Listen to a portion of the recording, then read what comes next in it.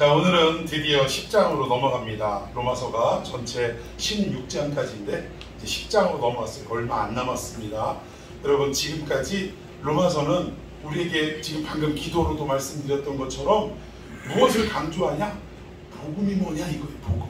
복음이 뭐죠? 한마디로 말하면 예수 그리스도가 성경대로 이 땅에 오셔서 성경대로 십자가에 달려 죽으시고 성경대로 부활하심으로 결국 그 이유가 뭐예요? 누구 살리시려고? 우리를 살리시려고, 우리를 구원하시려고 희생하신 사건을 설명하는 게 바로 복음입니다. 우리가 구원받은 것은 결국은 누구 때문이다? 예수 그리스도 때문이다. 이것을 글로 또 말로 만드는 것이 뭐예요? 복음이라는 것입니다. 그래서 이 복음이, 진짜 복음이 뭐냐? 예수 믿으면 부자 됩니다. 예수 믿으면 막힌 담이 허물어집니다. 예수 믿으면 병든 자가 일어나게 됩니다. 이것도 물론 복음의 한 부분입니다. 우리가 예수 믿고 뭐 여러 가지 어려운 상황 속에서 또 극복하고 일어설 수 있다라는 희망과 소망의 메시지도 분명히 들어있어요. 그러나 이것은 뼈대를 이루는 핵심 메시지는 아니라는 것입니다. 하나님이 오히려 이 복음을 통해 또 믿는 자를 통해 이루시고자 하는 그 뜻을 펼쳐가기 위해서 믿지 않는 자들을 하나님이 살아계시고 이 말씀이 성령으로부터 나오는 진리의 말씀임을 알게 하기 위해 하나님은 때로는 초자연적인 역사를 행하실 때도 있었다. 그것도 특히 성경, 즉 계시의 완성인 성경이 나오기 전에는 이런 것들이 더 많았다라는 거예요. 그런데 이제는 하나님이 그 우리를 향하신 복음의 완성인 성경이 기록이 되었기 때문에 우리 앞에 구약과 신약이 완전하게 우리의 손에 들어왔기 때문에 사실은 얼마든지 하나님이 글자를 통해 설교를 통해 우리에게 알려주실 수 있어요, 없어요?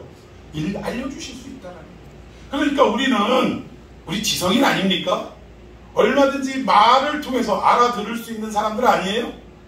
하나님 그걸 원하시는 거예요. 그런데 그럼에도 불구하고 알아듣지 못하고 깨닫지 못하고 자꾸 엉뚱한 것을 기대하니까 가끔 하나님이 우리를 사랑하셔서 우리를 돌이키고 깨닫게 하기 위해 어떻게 하시는 거예요? 초자연적인 현상을 나타내 주시더라는 것입니다. 어쨌든 성경은 그렇다라는 거예요. 지금까지 이제 9장까지 살펴봤는데 결국은 뭐냐? 첫 번째 복음이 지금까지 말씀하는 내용은 뭐냐면 우리 인간의 상태를 설명하는 거예요. 우리 인간은 전적으로 부패한 자들. 여러분, 우리 인간은 일말의 개선점이나 일말의 스스로 회복할 수 있는 능력과 힘이 남아있지 않는 존재입니다. 아예 100% 중에 100%가 다 어떻게 한 거예요? 타락하고 부패한 존재가 우리 인간이에요. 그래서 우리가 율법을 통해서 100% 부패한 존재의 힘이 여지없이 드러나게 되었다는 것이죠. 율법이 없을 때는 죄를 지으면서도 이것이 죄인지를 몰랐다 이거예요. 근데 율법이 우리 가운데 딱 떨어질 때 율법을 지키면 구원받는다 이게 아니라 율법을 지키려고 애쓰고 수고하면 노력하면 하면 할수록 우리가 이것을 지킨다라는 것이 불가능하다라는 걸 깨닫게 하는 게 율법이고, 그리고 우리는 100점 만점 중에 0점짜리라는 것이 여지없이 드러나게 되고, 그러면서 어떻게 됩니까? 우리는 불가능하구나. 그래서 누구를 기억하고 누구를 소망하고 누구를 바라보게 된다고요? 메시아를 바라보게 됩니다. 우리의 중보자가 되시는 예수 그리스도를 바라보게 하는 것이 율법이다라는 것을 말씀하고 있습니다.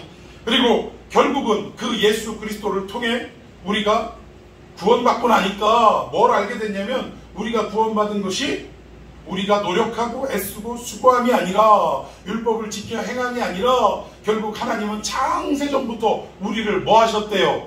택하시고 우리 장로교회 교리로는 예정하셨기 때문에 우리가 구원의 백성으로 이렇게 은혜를 받게 됐다는 거예요. 이거를 지금 성경은 계속 9장까지 말씀하고 있었다는 것입니다. 그런데 여기까지 우리가 9장까지 살펴볼 때 우리는 하여튼 뭐의 최고냐면 잔머리의 최고의 잔머리예요.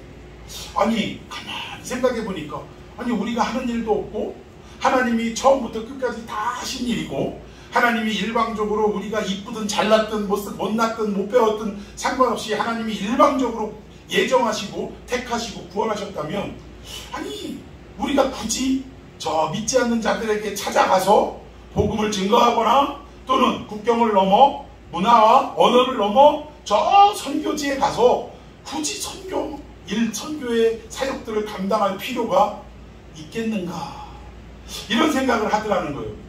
여러분 잘 생각해 보세요. 이게 맞지 않습니까? 아니 하나님이 우리가 노력하고 애쓰고 수고해도 결국 그것은 0.1%도 포함되지 않고 하나님 전적으로 하시는 일이고 하나님이 이미 창세전에 다 예정하신 일인데, 우리가 한들 무슨 의미가 있겠냐, 하나님 다 혼자 하시면 되지, 이런 생각 하겠어요 안 하겠어요? 이것이 오고 오는 역사 속에 수많은 사이비와 이단들이 이런 문제를 거론하면서 우리가 할 일 없다, 뭐 선교냐 뭐 전도냐, 그냥 우리가 열심히 믿으면 된다, 왜? 하나님이 다 하시는 일이니까. 이렇게 잘못된 말씀을 전하는 자들이 끊임없이 이어져 왔다라는 거예요. 그래서 오늘 바울은 10장에 딱 들어가서 이렇게 잘못 생각하고 오해하는 동족들과 이방인들을 향해, 그리고 시간을 뛰어넘어 오늘 신앙생활하는 우리들을 향해 바울은 분명하게 선언하고 있다라는 것이, 누구를 통해 말씀하느냐, 자기 자신을 예로 들어서 구원이라는 건 이런 거고, 하나님이 우리 인간을 살려주시는 방법이 어떤 것인지를 설명하고 있다는 거예요. 그래서 그 내용을 좀 하나씩 살펴봤으면 좋겠습니다. 먼저 1절입니다. 시작. 형제들아, 내 마음에 원하는 바와 하나님께 구하는 이스라엘을 위함이니 곧 그들로 구원을 받게 하리라. 아멘. 바울은요 애국자였습니다. 이스라엘 사람이고 애국자였고, 애국자를 뛰어넘어서 사실은 지독한 민족주의자였어요. 이방에는 구원이 없다고 생각하는 사람이었습니다. 그는 과거 오직 유대인만 하나님께 선택받은 자고, 그리고 하나님의 말씀 율법을 지킴으로 구원받을 수 있다라고 생각했던 자들이고 가르쳤던 자입니다.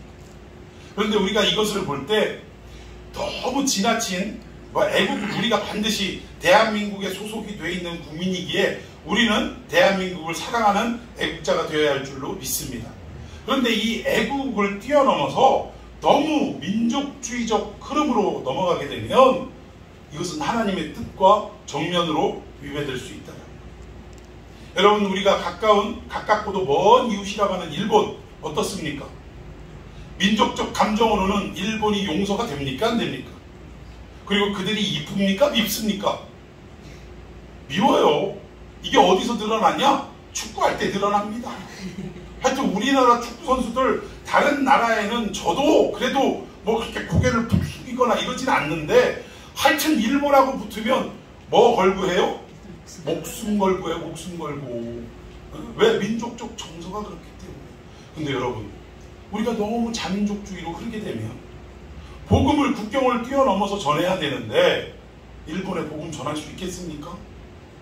혹시 우리가 요나와 같은 마음 갖지 않게 될까요? 아이고 저것들을 왜 살려? 저도 가끔 깜짝깜짝 놀랄 때가 있어요. 일본이 무슨 뭐 원자력 그 후쿠시마 그 지역에 지금 계속 가지고 있던 거를 바다로 방류하겠다라고 할 때 그때마다 갑자기 저도 모르게 아유 그냥 일본 땅이 막 그냥 바다 밑으로 푹 깔아앉았으면 좋겠네. 하도 얄미우니까 그런 얘기 해요 안 해요? 그런 마음이 들다가도 갑자기 하나님은 어디도 사랑하세요? 일본의 영혼들도 사랑하시고 그 안에도 분명 하나님의 예정함을 입고 창세전에 택정함을 입은 사람들이 분명히 있다라는 것입니다. 그러면 그들을 구하는 것이 우선이고 그들의 구원을 위해서 애쓰고 수고하는 것이 우선이지, 아예 민족적 감정으로 하여튼 일본은 싹 그냥, 선교사님이 일본하고 축구하는데 일본 성도들하고 선교사님하고 거기서 막 축구하는데 일본한테 꼬랑골을 먹으니 순간 자기도 모르게 아유 저 새끼 저거, 순간 일본 선수한테 욕이 나오더래요. 그러니까 성도들이 자기들은 골 넣었으니까 좋아 안 좋아? 와 하다가 선교사님이 욕하는 모습을 딱 보면서 깜짝 놀라는 사건이 있다고 해요. 우리는 이런 자민족주의로 흐르면 안 된다는 거예요. 근데 안타깝게도 예수 믿기 전에 바울은 어떤 사람이었다고요? 자민족주의였다는 거예요. 너무나 강력한 민족주의자였다는 것입니다. 이것을 어떻게 알 수 있냐면 그가 예수 그리스도를 만나고도 한동안은 민족주의자였던 게 색깔이 드러나요. 여러분, 바울은 하나님이 예수 그리스도가 무엇을 위해 택한 그릇이래요? 이방을 위해 택한 그릇이래요. 그러면 바울의 하나님께로부터 받은 사명은 뭡니까? 누구를 위해서? 이방을 위해서 복음을 전파하는 게 그의 주된 사명이에요. 그런데 이방으로 가기는 갔어요. 그것도 말 이렇게 안 듣고 북아시아로 가다가 결국 마게도니아 지역으로 갔는데, 마게도니아 지역으로 가긴 갔지만 바울의 모든 선교의 여정을 보면 이방 땅으로의 복음 전파를 위해 가긴 갔지만 가자마자 어디부터 찾아요? 바울은 그 땅에 가면 뭐부터 찾아다녀요? 회당 먼저 찾아다녀요. 회당을 찾아다녔던 것은, 회당은 누가 예배하고 누가 신앙생활하는 곳입니까? 유대인들이에요. 무슨 말이냐면 이방인들을 위해 택한 그릇으로 사명받고 그 땅에 갔지만 바울은 가는 데마다 이방 땅 안에 살고 있는 누구들에게? 유대인들에게, 흩어진 유대인 디아스포라들에게 예수 그리스도의 복음을 증거하는 그러한 선교의 여정을 쭉 이어갔다. 그러다 나중에 본인이 이방을 위해서 택한 그릇임을 깨닫고 이제는 회당이 없는 곳에도 찾아가서 복음을 증거하고 이방인들을 찾아 복음을 증거하는 사명을 감당하게 되더라는 거예요. 그러니까 예수님이 주신 사명을 온전히 깨닫기 전에는 이방으로 다니며 선교를 했지만 역시 자기 민족을 사랑하는 그 마음이 강력했다는 거예요. 오늘도 여기 1절을 보니까 형제들아, 여기 형제들은 누구를 말할까요? 유대인들을 말하는 거예요. 그러면서 하나님께 구하는 바는, 내가 너희들을 위해 하나님 앞에 기도하는 바는 뭐냐? 누구를 위함이니? 이스라엘을 위함이니, 내 민족을 위함이니. 근데 그들로 뭐 받게 하려고? 구원을 받게 하려고. 아니, 이방인들 구원받게 하려고 택함받은 사람이 하여튼 고백하는 것보다 누가 먼저예요? 자민족이 먼저더라는 거예요. 이런 어떤 마음으로 살아갔다라는데, 근데 여러분, 이것이요, 예전에는 정말 자민족주의 때문에 이랬는데 예수 믿고 난 이후에도 이런 모습은 자민족주의 때문이 아니라 자기 자신이 깨달은 바 때문에 이런 말을 하는 거예요. 왜냐? 이스라엘 전체 유대인들은 무엇을 지켜야 구원받는다고 생각했다고요?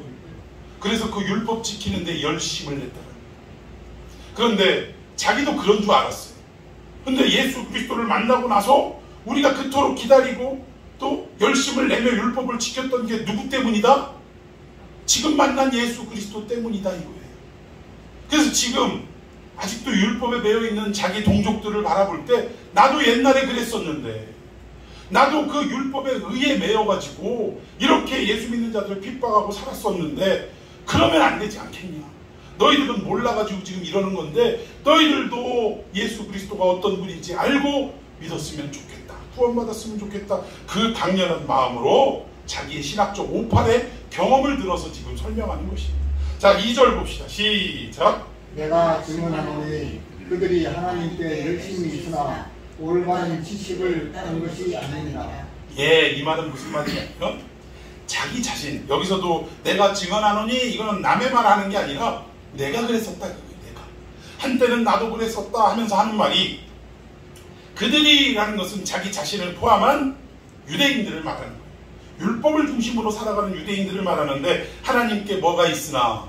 열심히 있으나. 열심히 있어요. 율법 지키는데 얼마나 열심입니까? 그런데 결론적으로 그 열심이 뭐를 따른 게 아니래요. 올바른 지식, 즉 참 하나님의 말씀을 쫓은 것이 아니라. 그 얘기예요. 여러분, 이 말을 볼 때 참, 이 말을 볼 때 유대인들이 율법의 열심이라는 것이 얼마나 우리가 알 수 있느냐면, 여러분, 그들은 하나님이 주신 율법 조항은 613가지입니다. 613가지의 이 율법을 가지고 그들은 어떻게 했느냐? 야, 이것 갖고는 좀 부족하지. 야, 613가지만 지켜갖고는 되겠어? 하면서 거기에다 뭘 붙여요? 장로들의 유전을 붙이고 여러 가지의 세부 조항을 붙여가지고, 그래서 어떡합니까? 이걸 다 지켜야 우리는 의로워질 수 있다라고 백성들에게 요구하기 시작했다라는 것입니다. 그런데 이걸 우리식으로 지금 이 시대에 벌어지는 일로 말하자면 이런 거예요. 행위를 강조하는 측면에서 집사님은 일주일에 몇 번 금식하세요? 며칠 금식하세요? 그러니까 저는 하루 금식합니다. 그러니까 이 말을 들은 이 사람이, 대답을 들은 이 사람이, 당신은 그냥 일반 집사인데 하루를 금식하니까 구역장한테 눈을 돌리는 거예요. 그럼 구역장님은 최소 이틀 이상은 하셔야 되겠네요. 이러다가 전도사님을 보니까 전도사님은 그래도 일주일에 절반은 금식하셔야 되는 거 아닌가요? 그러다 이제 목사 보니까 큰일 났네.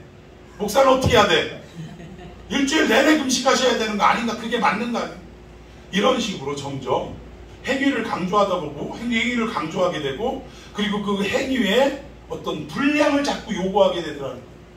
613가지의 율법만으로 만족하지 못하고 그것보다 더 지켜야 하나님이 기뻐하신다라고 착각하고 여러 가지의 조항과 문항들을 더 만들어서 결국 자기 스스로를 올무에 올가맨 것이 구약의 역사였다. 참 이것이 얼마나 백성들을 우민화하는 것인지 모릅니다. 여러분, 이런 어떤 행위 또 열심 이런 것들을 강조하는 게 어디로 이어지냐면 우민화로 이어지는 거예요. 우민화로. 그러니까 하나님이 우리에게 예를 들면 이런 거예요. 주기도문은 너희들이 기도하는 방식을 모르니 이러이러한 형태로, 그러니까 기도의 형태를 알려주기 위해 주기도문을 알려주셨는데, 근데 우리는 이것을 의미를 알아야 되는데 자꾸 뭐를 강조해요? 행위를 강조하다 보니까 문제가 안 풀리고 인생에 여러 가지 어려운 일이 생기면 그 앞에서 가르쳐 준다는 사람이 아침 저녁으로 주기도문 하루에 몇 번? 100번씩 외우래. 주기도문은 그런 용도로 사용되는 게 아닌데, 주기도문이 예수님이 가르쳐 주신 기도니 얼마나 응답에 약발이 들겠어. 생각해봐. 인간이 하는 기도는 별 볼 일 없지만 예수님이 하신 기도는 여러분 능력이 있겠어요, 없겠어요? 우리는 그렇게 생각한다니까. 그래서 우리는 한 번 기도하는 거로 부족하니까 10번, 20번, 100번, 200번, 300번, 1000번씩 기도하면, 그러면 뭐예요? 기도의 능력이 우리 가운데 임해서 문제가 해결돼야 안 돼요. 이걸 강조하는 우미나라는 게 백성을 어리석게 만든다 이 얘기예요. 성도를 어리석게 만든다 이겁니다. 그러면 어리석게 만들어진 성도들은 결국 믿음이 어디로 올라가는 줄 아세요? 광기로 올라가게 됩니다. 광기로. 저거 일주일 금식해가지고 응답받았어? 그러면 이제 나는 며칠 금식해? 21일 금식하는 거요. 3주 금식. 21일 해갖고 응답받았어? 그리고 저 앞에 나가가지고 간직했어? 그러면 나는 어떻게 해야 돼? 이제 40일을 내가 밥 안 먹어! 하고 40일을 금식 작정하고 하다가 어떻게 되는 거예요? 잘하기도 하지만 개 중에 위기에 처하는 사람도 있고 죽는 사람도 있어요. 이게 광기 어린 거예요. 구약시대로 말하면 이런 겁니다. 황소 한 마리를 제사로 드렸어. 그러면 나는 몇 마리 드려야 돼? 10마리를 드려야지. 그러니까 가만히 생각해보면 나는 10마리 낼 돈은 없고, 그럼 나는 무엇으로 열정을, 열심을 무엇으로 나타내야 돼? 뭘로 나타내? 소 10마리보다 뭐가 더 중요해요? 사람이 더 중요하죠. 사람이. 나는 내 눈에 너도 안 아플 내 아들을 하나님을 위해 바친다. 여러분, 이건 하나님이 원하시는 것도 기뻐하시는 것도 아니에요. 이건 우리가 올바른 지식을 따르지 않고 우민화되어서 광기에 휩쓸려가지고 이런 일들을 행하게 되더라고요. 여러분 잘 생각하셔야 돼요. 오늘 이 시대에도 성도들을 자꾸 우민화하게 만들고 광기에 젖어들게 만들어서 결국 뭐요? 아까 제사로 말씀드렸지만 결국 성도들의 주머니에서 뭐를 자꾸 꺼내게 만드는 거예요. 이 헌금만 하면 지성과 정성을 네 목숨을 드리듯이 해라. 이거 드려가지고 네 형편보다 더 강하고 더 뜨겁게 해야지 하나님이 감동하시지. 네가 할 만한 거 하면 되겠냐? 근데 하나님은 헌금할 때 뭐래요? 하나님이 너에게 주신 복을 뭐해서? 헤아려서 하래. 헤아려서. 하나님은 우리 너 이거 갖고 되겠냐? 이렇게 요구하시는 분이 아니라는 거예요. 그럼 오늘날도 뭐예요? 성도들을 우민하게 만들고 광기에 젖어들게 만들어서 결국은 이 사람보다 더 많은 무엇인가를 드리게 하려고 하는 일들이 우리에게 너무나 많다는 거예요. 그것은 뭐예요? 올바른 지식을 따르지 않은 잘못된 열심이 이런 결과를 초래하게 되더라는 것입니다. 그러니까 여러분들은 뭘 구해야 돼? 올바른 지식을 구해야 할 줄로 믿습니다. 믿음 생활 여기서 열심히 하고 오래 믿었고 많은 일을 한다고 해서 그게 옳은 게 아니라니까. 열심은 갖되 올바른 지식에서, 즉 말씀에서 나오는 열심이 우리에게 있어야 될 줄로 믿습니다. 이 얘기를 바울이 어떻게 풀어가나 봅시다. 밑에 있네요. 사도행전 22장 3절 제가 먼저 읽습니다. 나는 유대인으로 길리기아 다소에서 났고, 출신지가 다소 출신이라는 거예요. 이 성에서 자라 가말리엘의 문화에서 우리 조상들의 율법에 엄한 교훈을 받았고, 또 오늘 너의 모든 사람처럼 하나님께 대하여, 그러니까 오늘 너의 모든 사람 유대인들을 말하는 거예요. 율법에 열심히 있는 자고 하나님께 이것이 옳은 일이라고 생각했던 자라는 이 얘기예요. 그러니까 여기 다소 출신이라는 것은 출신 성분이 좋고, 가말리엘의 문화라는 건 당시 최고의 석학입니다. 학파 중에도 최고였다라는 거. 여기에서 아주 우수한 사람이었고 장래가 촉망되는 그런 사람이었다는 거예요. 자, 우리 4절 봅시다. 시작. 내가 이 도를 박해하여 사람을 죽이기까지 하고 남녀를 결박하여 옥에 넘겼노니. 예, 율법에 열심이요. 그래서 광기 어린 마음으로 누구까지 죽였다고요? 여기 사람을 죽였다는데 대표적인 사람이 누구요? 스데반 집사님 아닙니까? 심지어 자기 나라에서 이루어지는 것뿐만 아니라 저 멀리 다마스커스까지, 외국에까지 도망간 그 예수 믿는 자들을 체포해가지고 결국 데리고 오면 뭐 시키려고? 사형시키려고.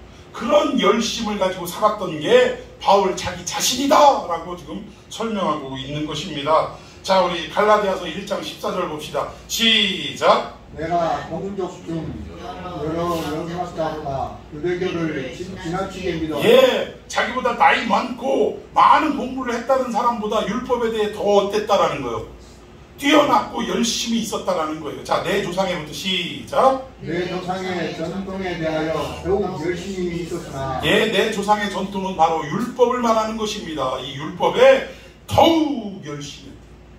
근데 여기에 더욱 열심이라는 말은 좀 오바를 했구나, 유독히 뜨겁게 율법을 지켰구나, 이 얘기를 하는 게 아니라 이 율법을 지킨 열심이 뭐라는 거예요? 지나친 열심이 아니라 잘못된 열심이라는 걸 지금 설명하는 거예요.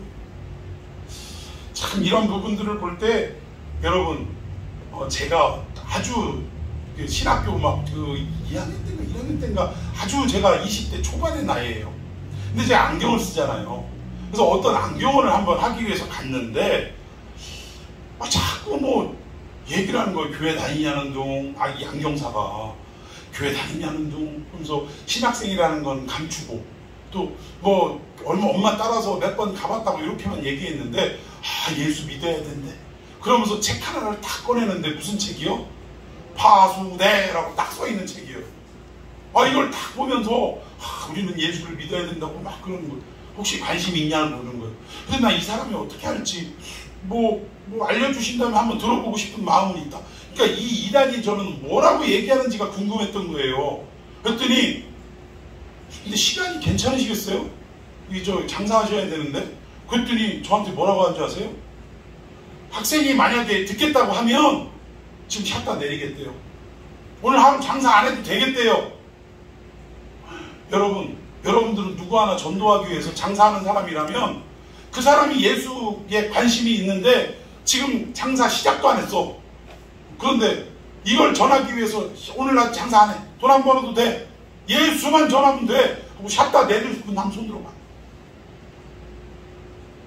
이 양반은 열심히 얼마나 특심인지, 저 하나 파수대 교리를 가르쳐 주겠다고, 자기들 교회로 데리고 가겠다고, 안경은 하루 매출이 만만치 않을걸요?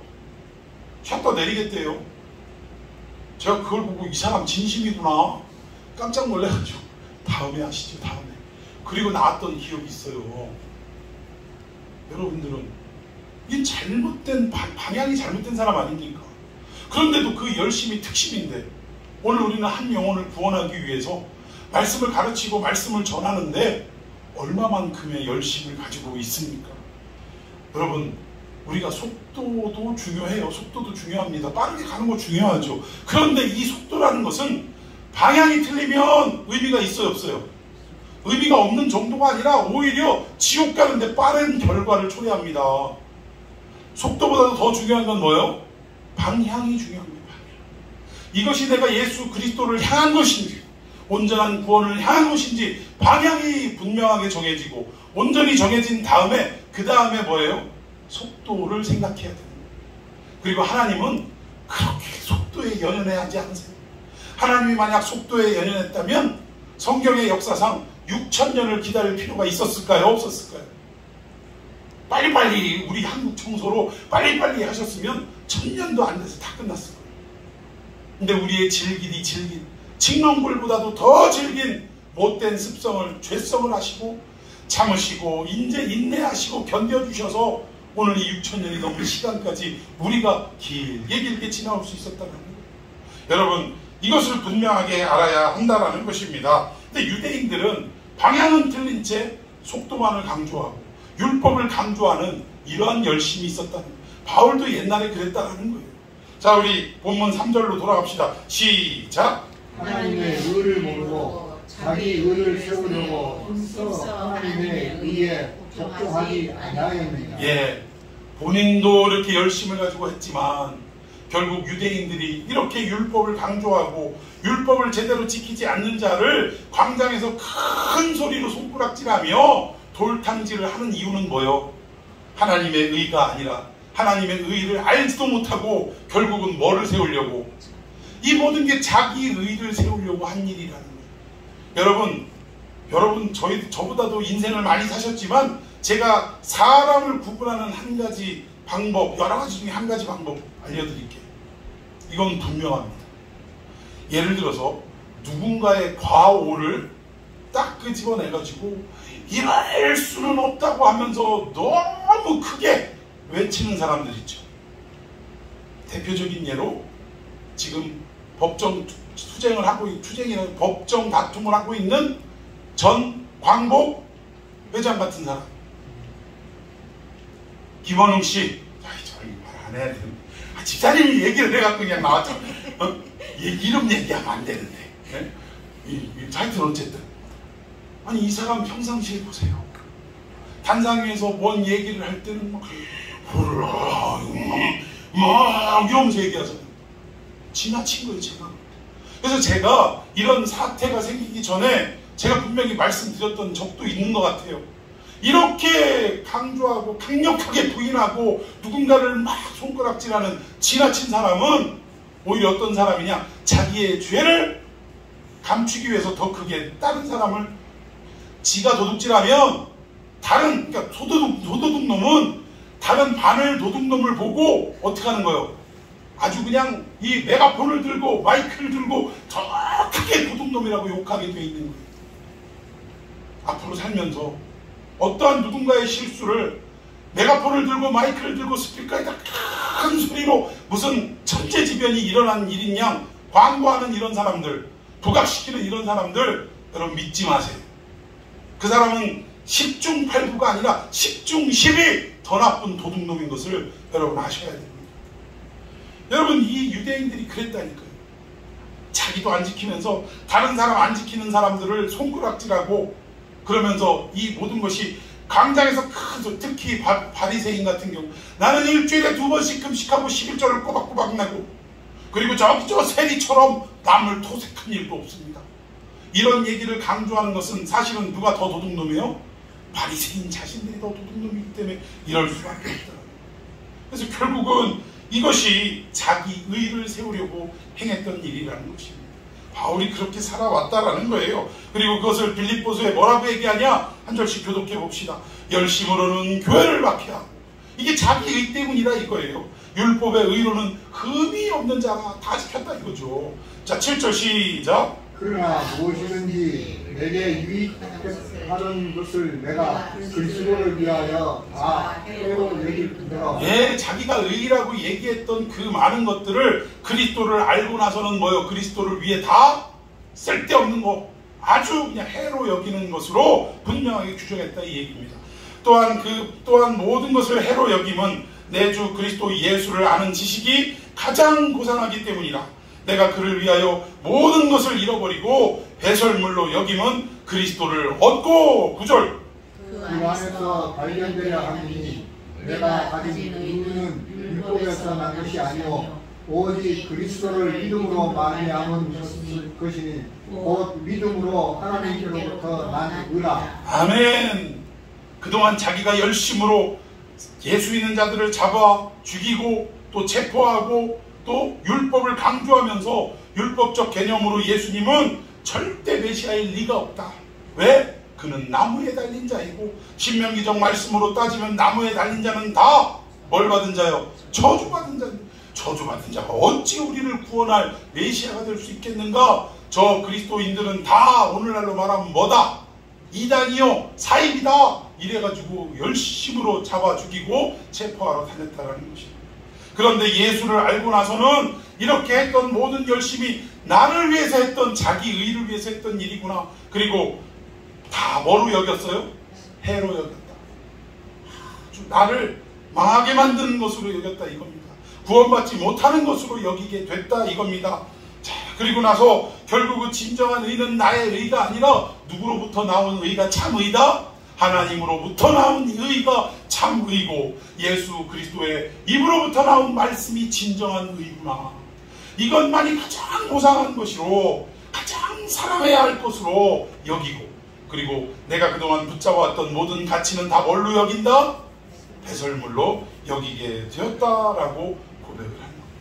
그러니까 유대인들아, 헛된 열심으로 잘못된 열심으로 그렇게 사는 거에서 매몰되어 있지 말고 진짜 하나님으로부터 나온 그 의 예수 그리스도를 어떻게 하라? 붙잡으라.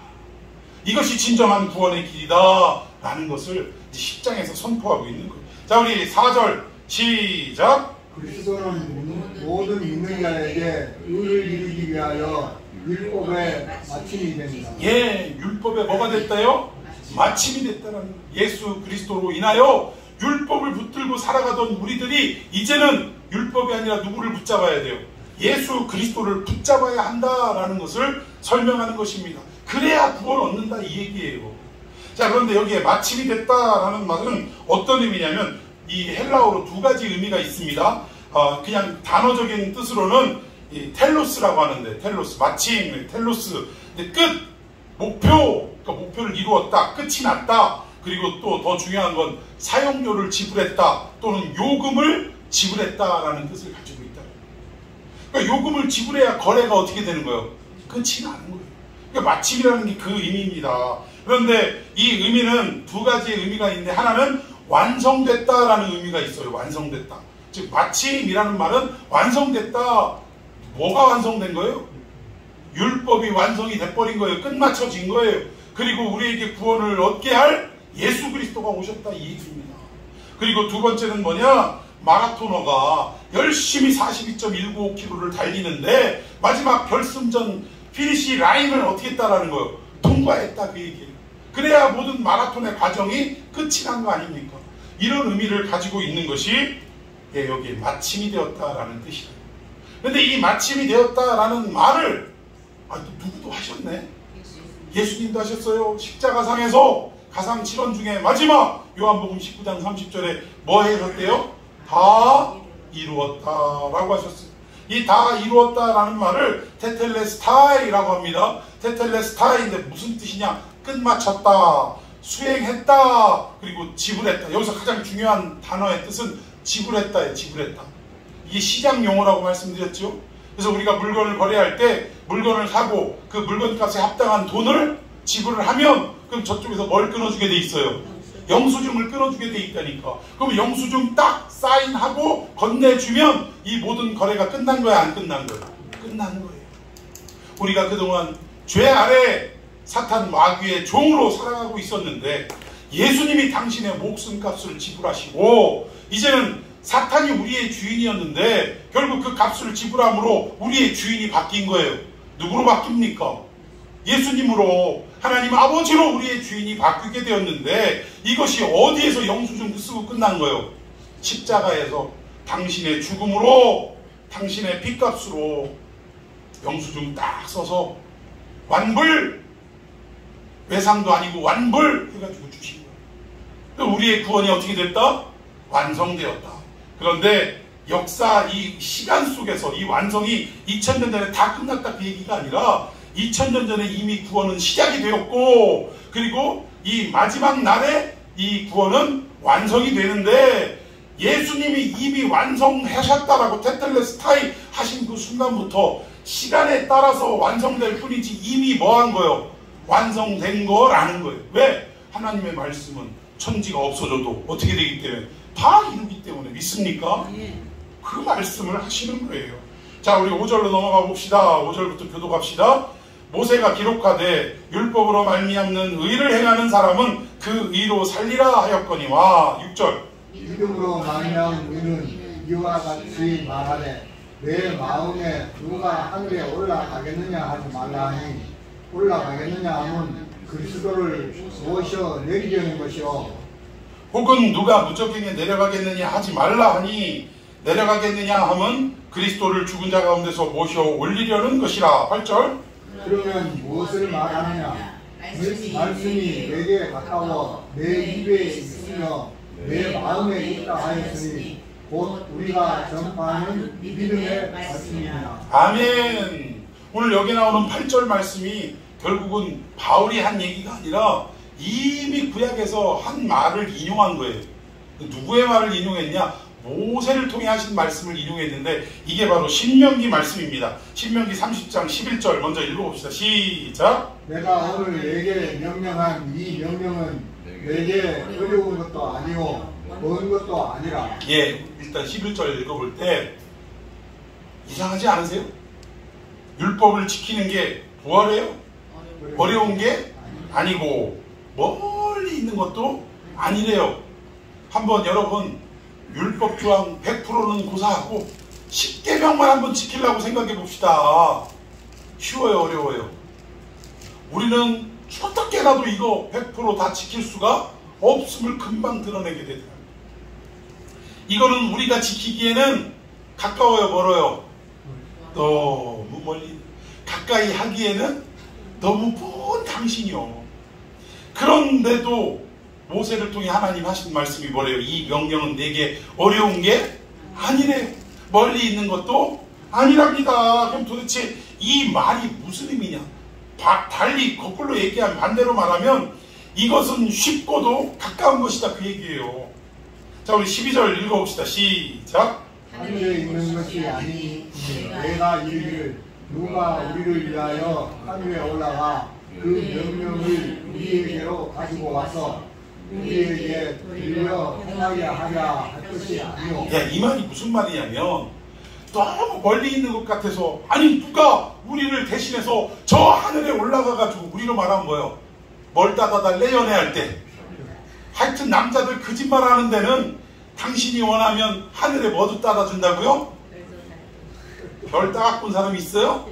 하여튼 그 얘기예요, 그 얘기. 누가 우리를 위해서 하늘에 올라가서 하나님의 명령 따라서 그걸 가지고 따올 수 있겠느냐? 우리에게 행하게 할 수 있겠느냐? 가깝고도 쉽대는데 누가 그걸 할 수 있겠냐 이거. 그리고 13절은 뭐 넘어갑시다. 누가 저 바다 건너편까지 건너가서, 옛날에는 지구가 둥글다고 생각했어요? 네모나다고 생각했어요? 가다가 결국 어떻게 돼요? 낭떠러지로 떨어진다고 생각했던 거예요. 근데 저 바다 건너까지 가서 누가 우리를 대신해서 이 하나님의 말씀인 율법을 가지고 와서 우리를 가깝고도 쉽게 지킬 수 있도록 하겠느냐 그 얘기입니다. 누구도 이걸 할 수 없지 않느냐 지금 그 얘기를 하는 거예요. 자, 우리 14절 한번 봅시다. 14절 시작. 오직 그 말씀이 내게 매우 가까워서 내 입에 있으며 내 마음에 있은즉 내가 이를 행할 수 있느니라. 예, 여기 보니까 아니래요. 모세는 니들은 그렇게 생각할지 모르지만 이 율법을 지키는 게 심지어는 가까운데 어느 정도로 가깝냐면 어디에 있대요? 우리의 입에 있대요. 또 우리의 어디에 있대요? 마음에 있대요. 그래서 이것들을 어떻게 할 수 있다고요? 등에 행할 수 있다라는 거예요. 아니 현실적으로 너무 괴리감이 생기는 거예요.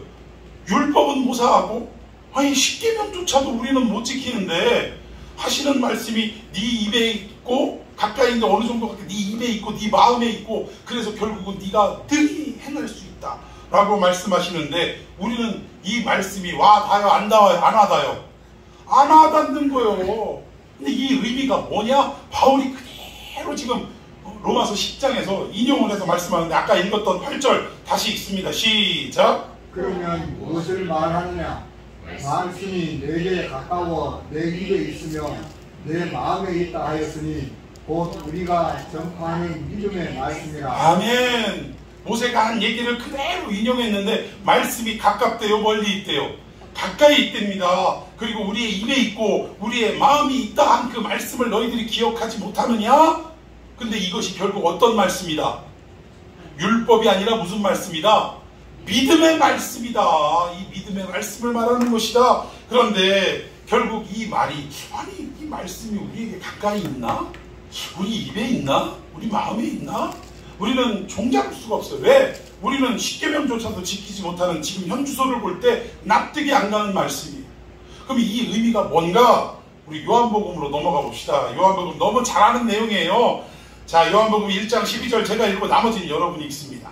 영접하는 자, 곧 그 이름을 믿는 자들에게는 하나님의 자녀가 되는 권세를 주셨으니, 13절. 이는 혈통으로나 육정으로나 사람의 뜻으로 나지 아니하고 오직 하나님께로부터 납니다. 예, 여기까지가 무슨 말이냐면, 우리의 구원받음이 사람의 육정으로나 혈통으로 난 게 아니라 결국 누구로 인해서? 하나님으로 인해서 이 구원이 이루어진다, 이 얘기입니다. 그리고 결정적으로 14절 봅시다. 이 구원을 이루기 위해 어떻게 하셨나? 14절 시작. 말씀이 육신이 되어 우리 가운데 거하시매 우리가 그의 영광을 보니 아버지의 독생자의 영광이요 은혜와 진리가 충만하더라. 아멘. 여러분, 말씀이 뭐가 되셨대요? 육신이. 누구를 말하는 거예요? 예수님을 말하는 거예요. 근데 이 예수님이 어디에 임하셨대요? 우리 안에 임하셨대요. 우리 가운데 거하셨대요. 이 우리 가운데라는 말이 수리적으로 여러분들이 이해를 하면 이게 어디서도 나타나냐면, 예수님이 바리새인들 둘러싸여가지고 그래가지고 막 힐난을 받고 답변하는 내용에도 나오는데, 하나님의 나라는 여기 있다 저기 있다 하지 말고 너희 가운데 있느니라. 여러분 기억하십니까? 그 말과 똑같은 가운데. 우리는 우리 가운데라고 하니까 우리 마음속에 있구나 이렇게 생각하는 경향이 쉽습니다. 근데 이것도 맞아요.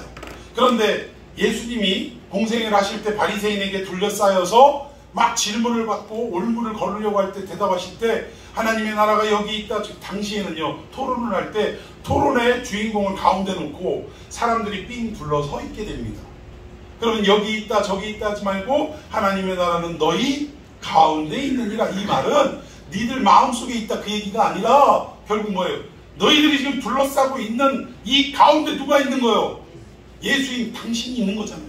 하나님의 나라는 곧 뭐라는 거예요? 내가 하나님의 나라다. 그 말씀하시는 거예요. 처음 들어봤죠? 그 의미의 그 천국은 여기 있다 저기 있다 하지 말고 예수가 계신 그곳이 바로 천국인 줄로 믿습니다. 그 의미를 얘기하는 거예요. 오늘 여기에도 말씀이 육신이 되어 우리 가운데에 거하시는데, 우리 모임 안에, 이 예배 모임 안에, 우리의 신앙 공동체 안에 누가 계시는 거예요? 예수님이 계시는 거고, 더 좁혀 말하면 우리의 심령 속에 누가 계시는 거예요? 예수님이 계시는 거예요. 근데 여기서 예수님은 누구로 표현됐어요? 말씀이라고 표현되는 거예요. 자, 그러면 아까 8절에서 얘기한 것처럼 가까워졌어요? 안 가까워졌어요? 말씀이신 예수님이 우리 안에 계신대요. 우리 공동체 안에 계신대요. 가까워졌어요? 안 가까워졌어요? 그걸 말하는 거예요. 그걸. 율법을 우리 힘으로 지킬 수 있다, 그래서 쉽고 가깝다, 그 얘기가 아니라, 우리는 할 수 없는데 결국 할 수 없는 우리 때문에 하나님이 누구를 보내신 거예요? 예수 그리스도 당신의 아들을 보내셨는데, 아들은 원래의 본 모습은 뭐다? 말씀이라. 이 얘기의 말씀이라. 지킬 수 없는 말씀인, 우리의 능력으로는 행할 수 없는 말씀인 그분께서 친히 우리와 똑같은 육신을 입고 우리 안에 임하셨다. 가까이에 임하셔서 지킬 수 없는 우리들을 지키게 만들어 주셨다. 이렇게 깊은 말을 다 듣고도 여러분들의 마음속에 전율이 일어나지 않는다면 이거 홍기 외치는 게 아닌가 싶어요. 자, 예수님도 스스로를 말씀하셨어요. 마태복음 11장 28절 다 같이 시작. 수고하고 무거운 짐진 자들아 다 내게로 오라. 내가 너희를 쉬게 하리라. 예, 어떻게 하게 하신대요?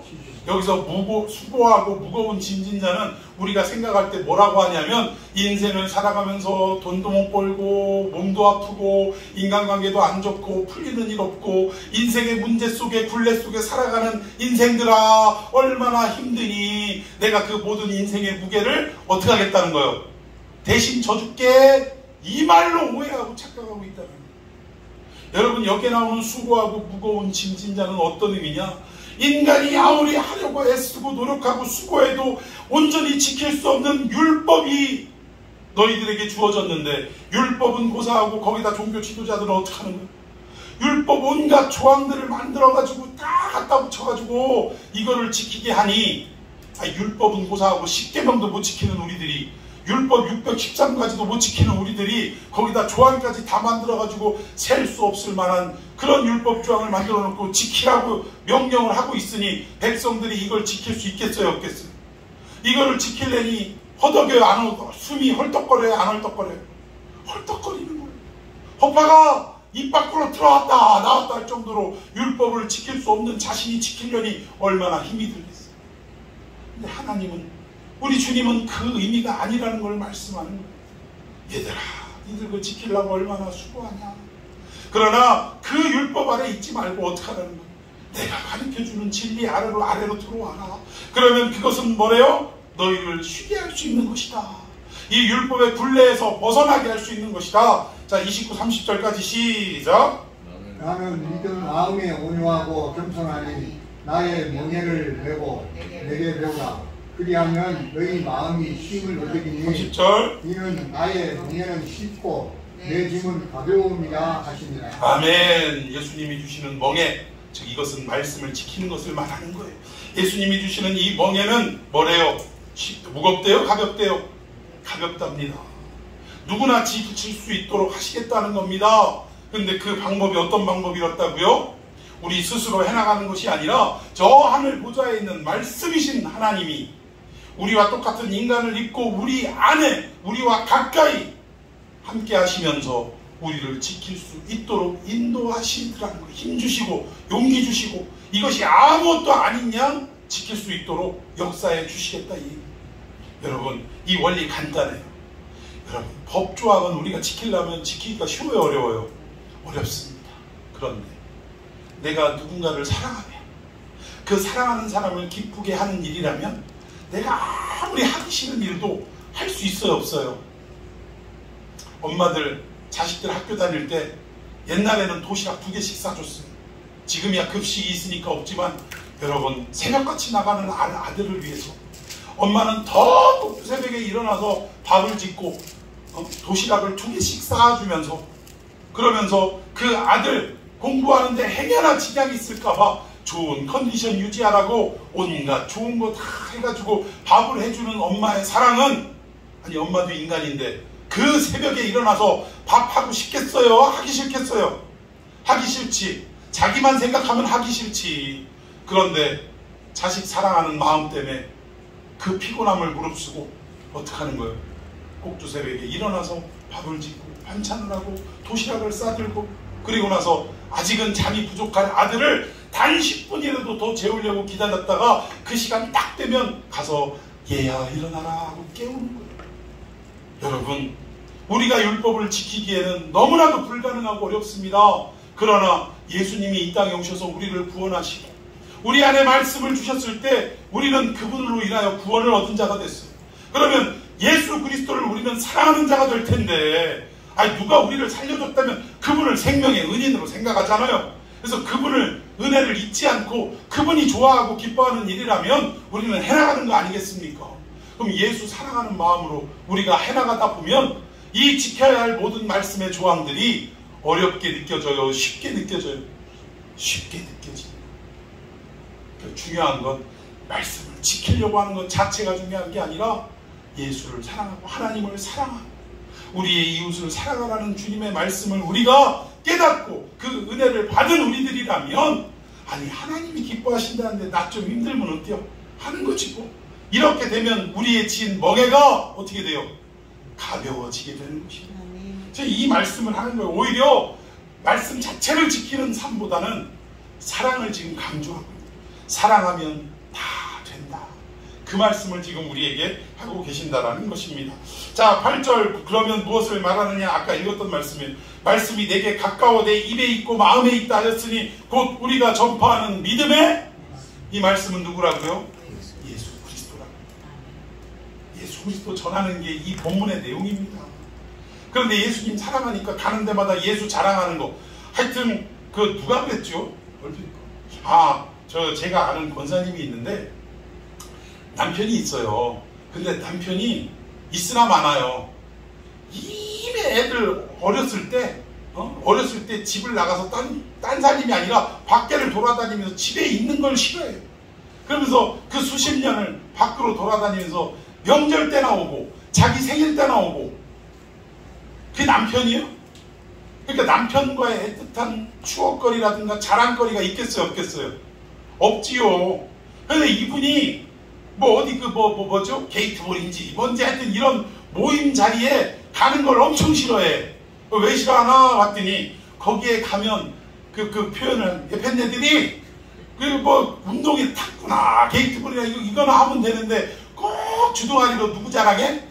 지 남편 자랑하고 또 누구 자랑해? 지 자식 자랑하고. 근데 자기는 남편 자랑할 거 없고 자식 자랑할 게 없어요.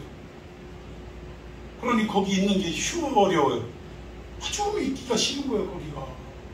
근데 여러분, 하여튼 여자들 밖에 나가서 미용실이고 뭐고 우리 남편 자랑, 자식 자랑 하는 건 이거는 돈 벌 수 있는 일이라 하는 게 아니에요. 내가 내 남편 사랑하고 내 자식 사랑하니까 아주 그냥 남들이 볼 때는 별거 아닌데 그냥 내 남편 그냥 훌륭하다고 내 자식 참 잘 나간다고 그냥 누가 일당 주고 시키는 일도 아닌데 가는 데는 누가 안궁이에요. 근데도 어떻게 자랑하더라 이거요. 여러분, 예수 그리스도 사랑을 입은 우리들, 구원함을 얻은 우리들은 사람들이 안궁해도 어떡하는 거요? 아주 듣기 시끌고 귀에서 피 나갈 정도로 하여튼 입만 벌리면 누구 자랑해야 돼? 예수님 자랑해야 돼. 이게 복음이고 쉽고 가깝고 이게 이 말씀이라는 거예요. 예수님 때문에 이렇게 된다라는 것입니다. 그러면 예수 그리스도를 말하는 것인데, 그럼 이쯤에서 또 우리가 생각에 잠기는 거, 하여튼 우리는 이런 데는 발달돼 있어. 생각에 잠기는 게, 그러면 9장까지는 서두에도 말씀드렸듯이 이 모든 게 택정이고 예정이고 하나님이 하시는 일이라면, 그럼 우리가 할 일이 뭐가 있냐 이거. 굳이 우리가 전도할 필요가 있나? 굳이 우리가 선교할 필요가 있나?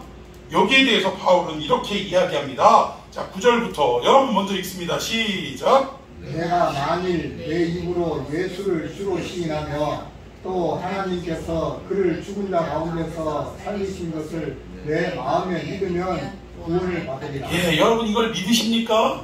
그럼 여러분들이 이미 구원을 받은 사람이라면 여러분들도 이 사실을, 이 진리를 만나는 사람마다 어떻게 해야 되는 거예요? 전해야 되는 거예요. 네 입으로 마음으로 예수 그리스도를 믿고 시인하면 뭐를 얻는다? 너도 구원의 백성이 될 수 있다. 뭐 영어 광고하는데 보니까 야 너도 할 수 있어 뭐 이거 있더라고요. 야나든가 뭐 이거 있더라고요. 우리는 복음도 이렇게 전해야 돼. 야 너도 구원의 백성이 될 수 있어. 뭐 하기만 하면 네 입으로 예수를 시인하고 마음으로 예수를 고백하며 그러면 너도 구원의 백성 될 수 있어.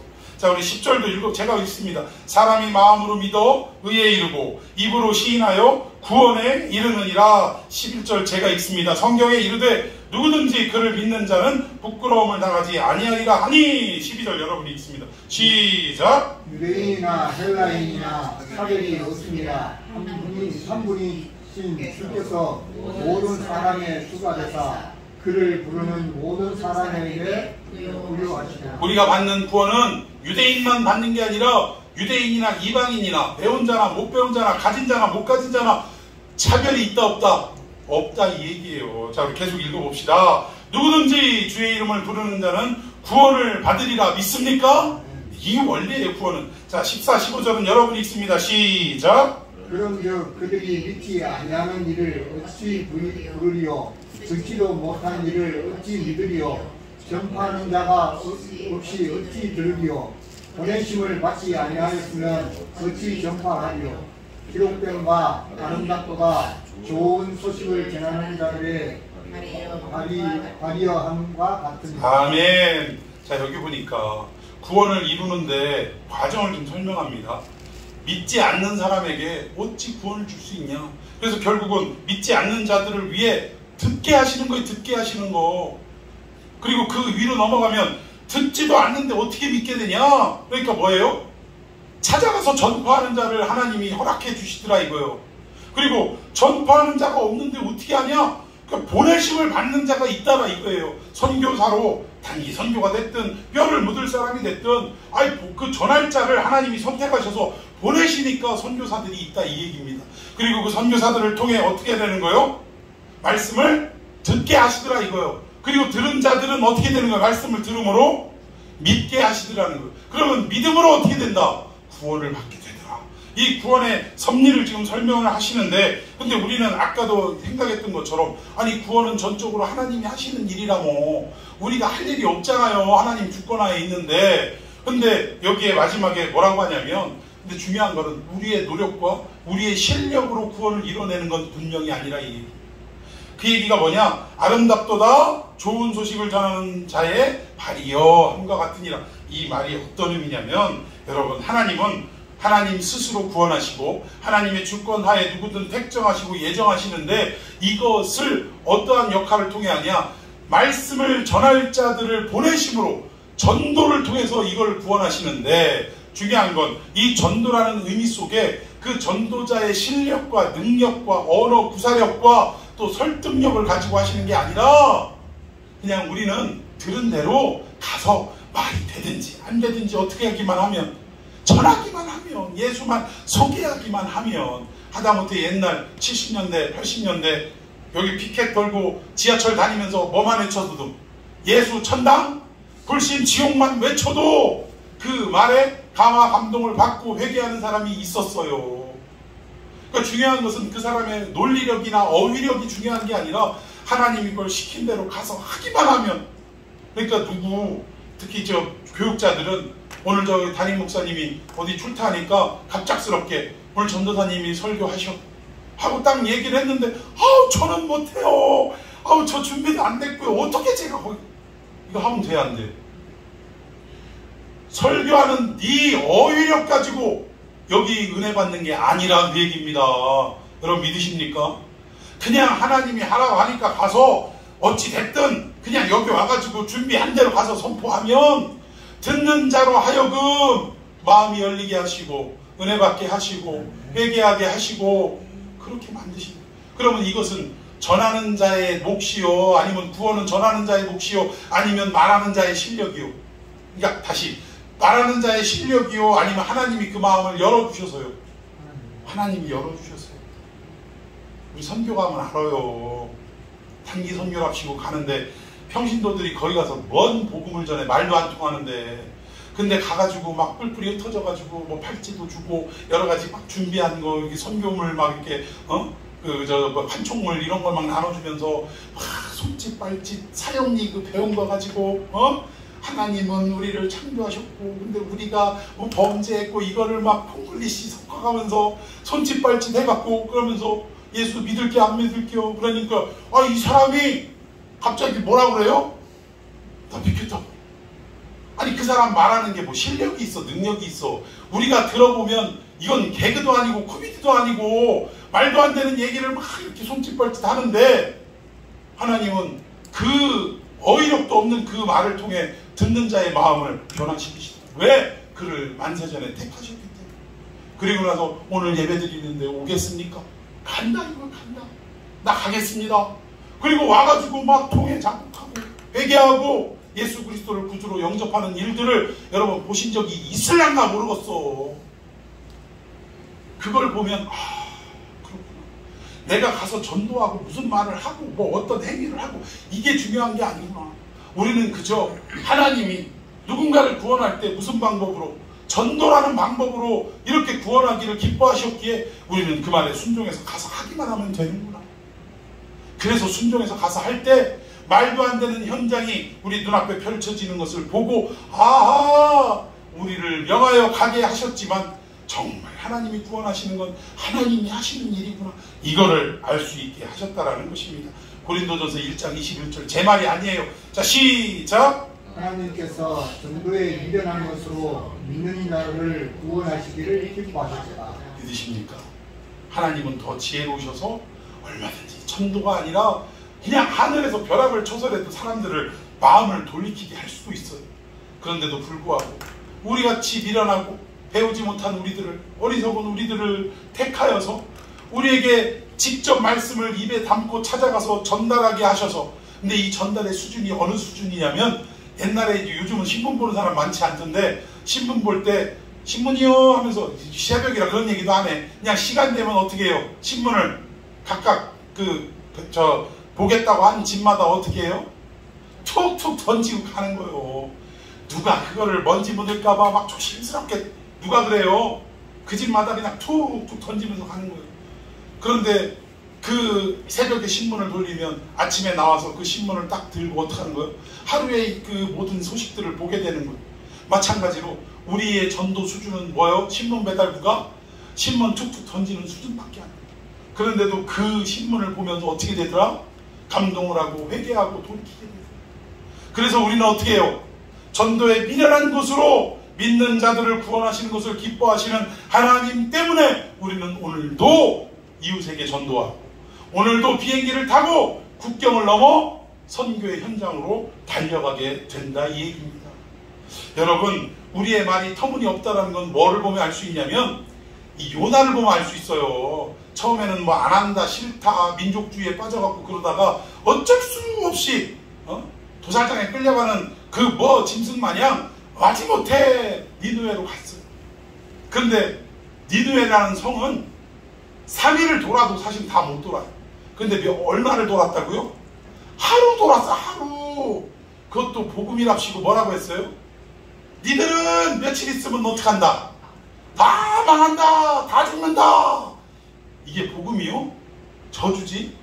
근데 말 같지도 않은 그 복음 같지 않은 복음을 전했는데, 왕은 물론이거니와 온 백성과 심지어 뭐까지도, 짐승들까지도 회개하는 역사가 일어났다. 그리고 니느웨를 어떻게 했어요? 하나님의 심판에서 구원으로 바꿔주셨다. 여러분, 요나가 던진 말은 우리도 그거보다 잘할 수 있어요. 선교가면. 그런데도 불구하고 그 메시지를 통해, 말도 안 되는 메시지를 통해 하나님은 어디를 구원하셔요? 니느웨를 구원하셔요. 여러분, 오늘 이 원리를 잘 기억하시기를 바라겠습니다. 여러분, 우리 독일 나치 시대 본회퍼라는 목사님 아시죠? 이분이 그전에는 그렇게 하지 않았어요. 그럼에도 불구하고 어떤 꿈을 꾸고 나서 이분이 행동해야겠구나, 말씀을 전해야겠구나 라고 마음 먹고 삶이 달라졌는데, 그게 뭐냐면, 천국에 올라갔는데, 이제 심판대에 올라갔는데 줄을 쭉 서 있는 사람 중에 누가 보이냐면 히틀러가 보이더래요. 근데 히틀러가 심판대 앞에 딱 섰을 때, 너 여기 왜 왔냐? 라고 물어보는데, 히틀러가 하는 말이, 제가 이 땅에 있을 때 누구 한 사람도 저에게 복음을 말해준 사람이 없었습니다. 저는 듣지 않았기 때문에, 저는 안 들은 이유로 지옥에 간다는 게 너무 억울합니다 라고 항변을 하더래요. 그런데 어쨌든 못 들었다고 하는 건 말이 안 돼. 왜? 로마서에 보면 세상의 자연 만물을 통해서도 그 안에 뭐를 담아두셨대요? 하나님의 신성을 담아두셨대요.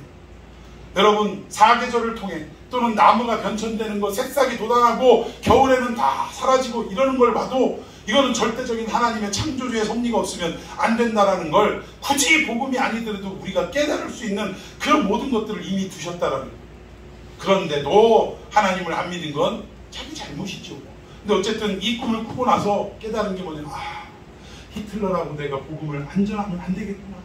내가 복음을 전할 자와 안 전할 자를 가려가지고 하면 안 되겠구나. 끝까지 누구든지 때를 얻든지 묻든지 복음을 증거해야겠구나 라고 마음을 먹고 그때부터 행동하는 목사님이 되었다라는 이야기가 있습니다.